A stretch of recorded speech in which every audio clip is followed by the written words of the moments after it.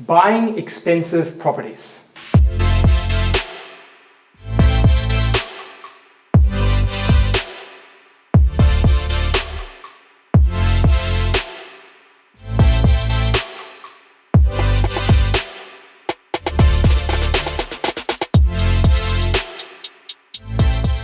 Often when we look at the property examples of, oh, that person's got 10 properties, or maybe they've got 15, or 6 or 7, the first question we say is, oh, look, quantity doesn't matter, right? Isn't quality important? That's usually the first thing that we either ask or say. And we very much assume that quality is measured by price. Now, I beg to differ. Quality and price are two worlds apart. They should not be considered the same thing. Just because someone has 8 or 9 or 10, you can't bring that property example down only because they're not priced expensive. Or if someone has 2 properties and they may be $1.5 million each, you can't suddenly say, I have a more quality portfolio.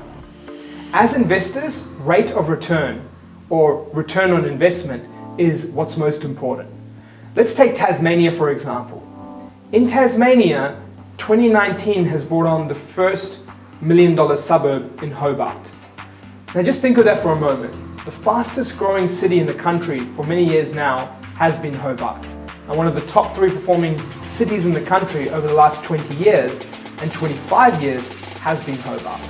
A place where there's now only one $1 million and above suburb, and that's Battery Point. So if you think of 2019 has brought along its first over $1 million suburb, whilst we have many $1 million plus suburbs in different capital cities, what does that say?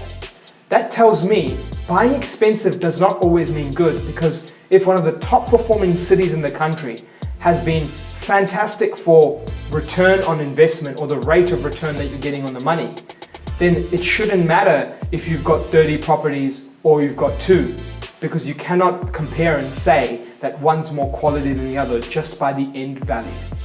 Let's take Sydney for example.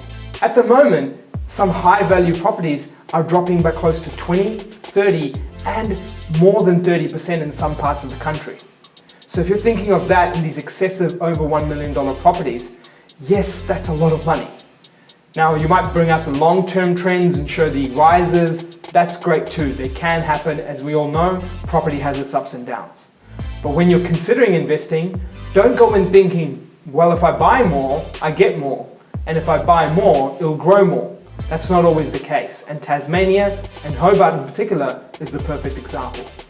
So once again, if you're looking to invest, rate of return, affordability, don't look down on these things just because they're not as expensive. And don't look down on these things just because someone said, well, property numbers don't matter. They don't, and neither does expensive properties. They don't matter either.